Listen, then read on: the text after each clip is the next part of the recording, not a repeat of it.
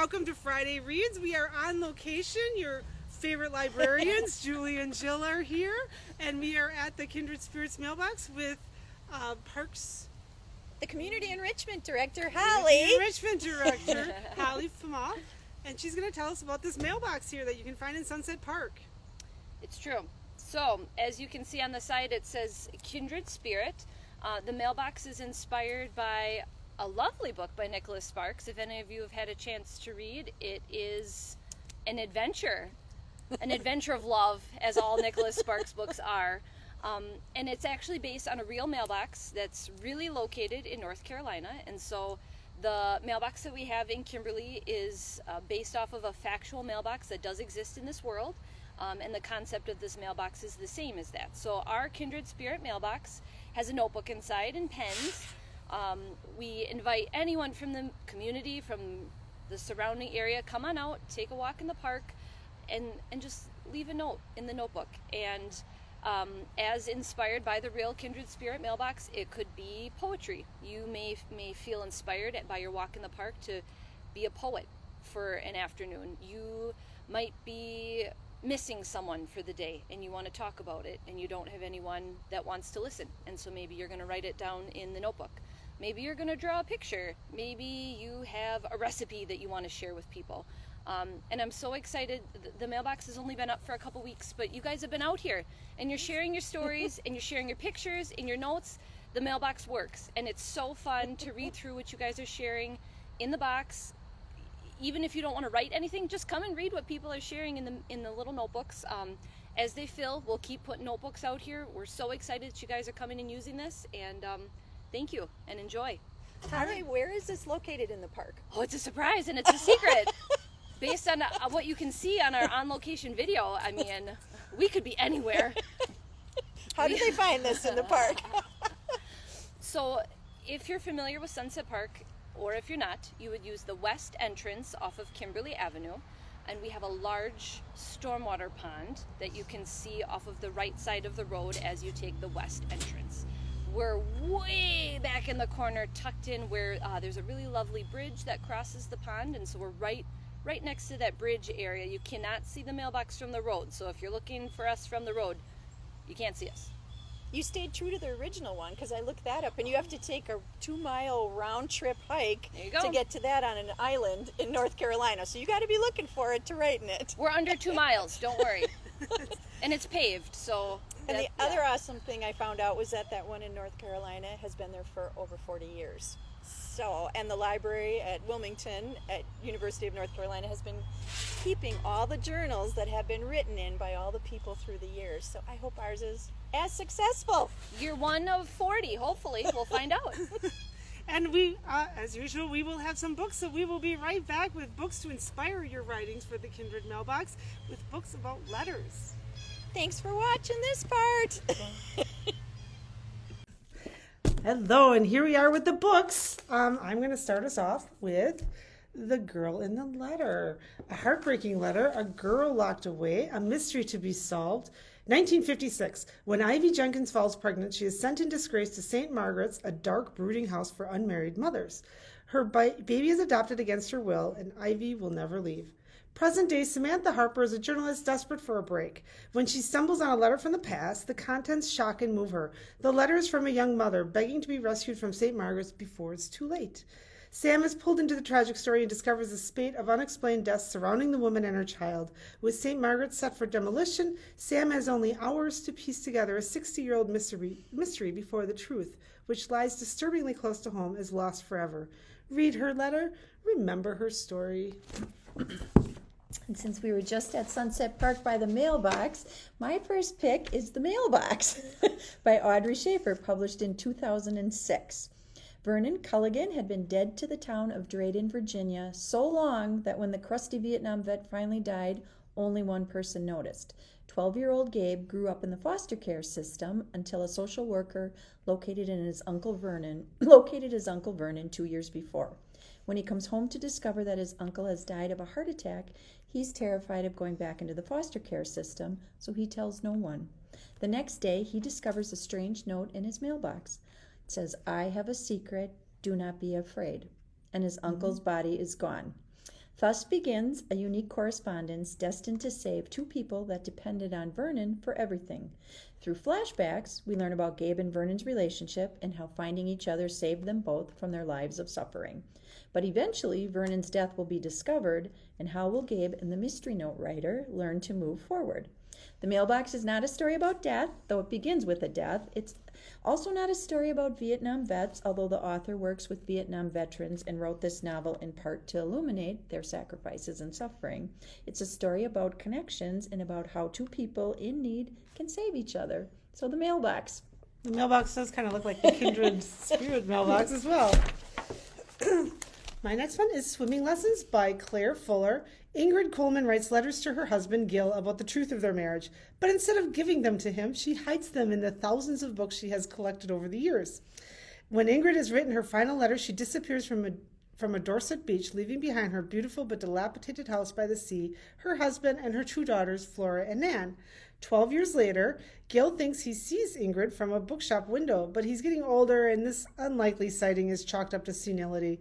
Flora, who has never believed her mother drowned, returns home to care for her father and to really try to discover what happened to Ingrid. But what Flora doesn't realize is that the answers to her questions are hidden in the books that surround her. Scandalous and whip-smart, Swimming Lessons holds the Coleman family up to the light, exposing the mysterious truths of passionate and troubled marriage. So, hidden letters. My next pick is The Guernsey Literary and Potato Peel Pie Society by Marianne Schaefer and Annie Barrows, published in 2008.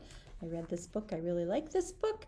This book is described as essentially a love story. It's a traditional love story, to be sure, but more importantly, it's the story of a small island community composed of people who came together during the German occupation of World War II to protect, comfort, and in some cases save one another.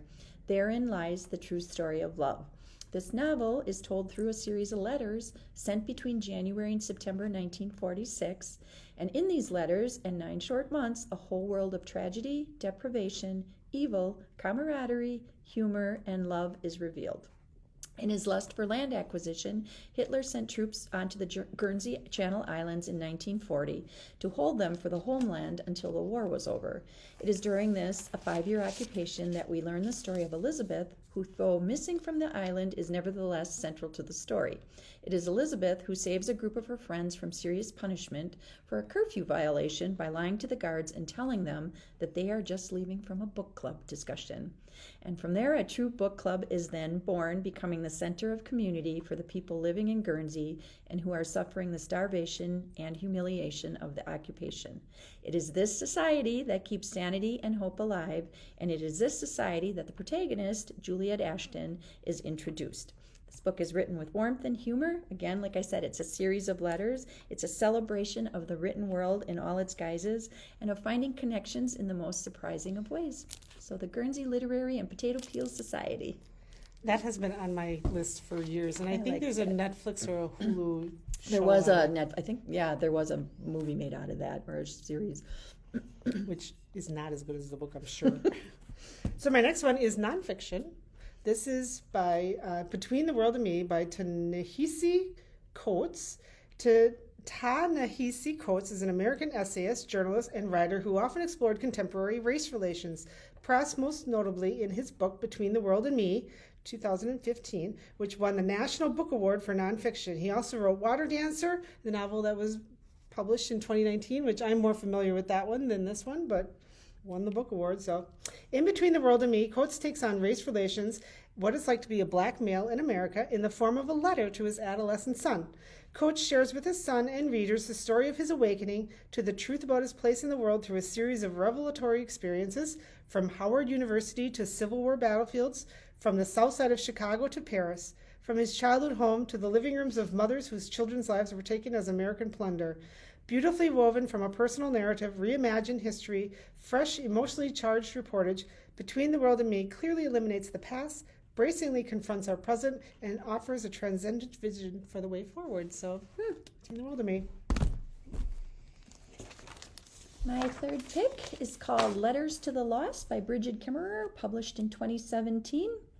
Juliet Young always writes letters to her mom, a world-traveling photojournalist. Even after her mother's death, she still writes letters, and she leaves them at her grave.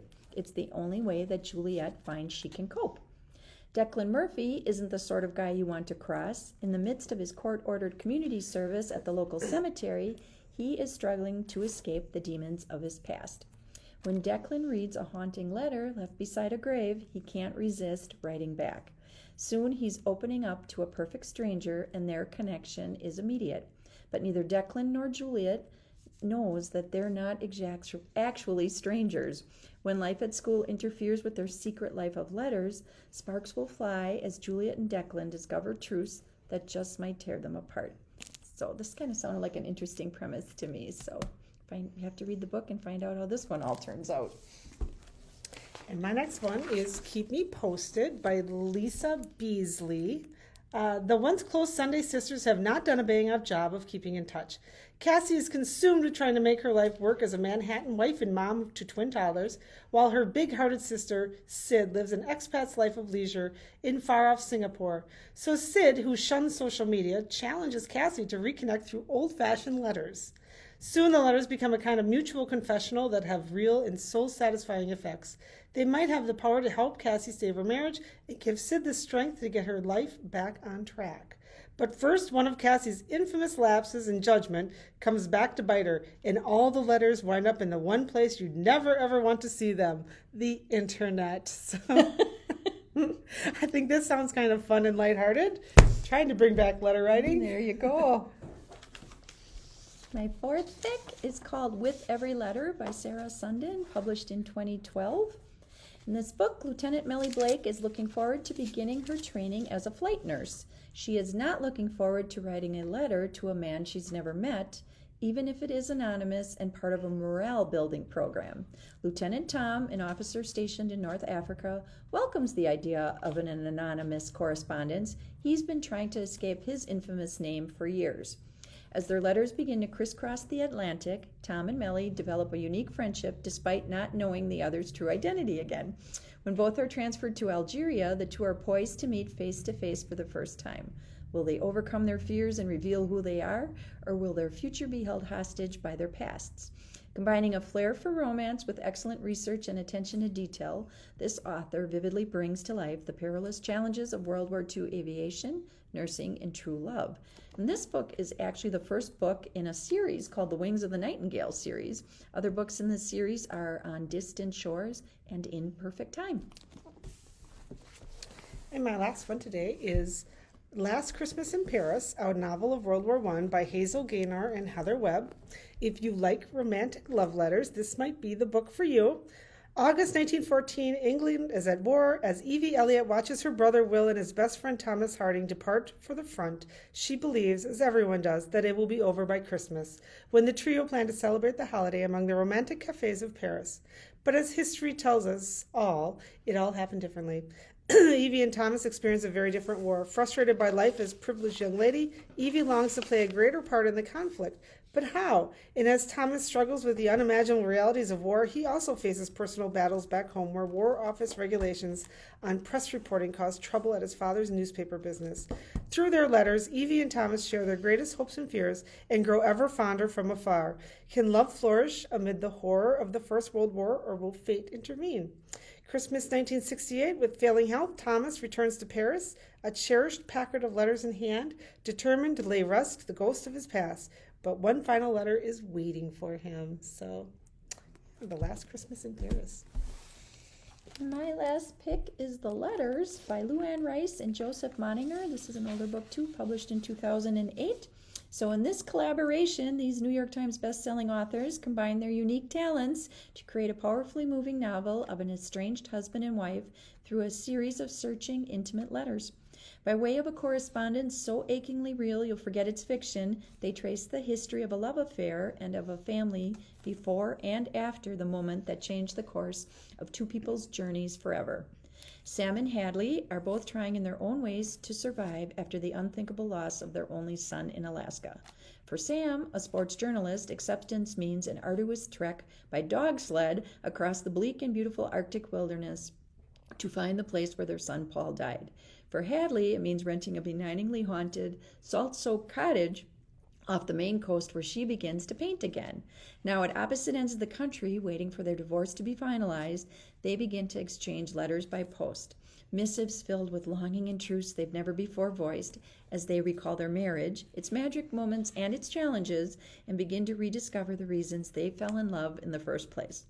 As Sam risks his life to reach the remote crash site, Hadley begins an equally hazardous inner journey to a rendezvous with the mad grief of a mother's heart. At the place where all else is lost, they will meet again. So the letters.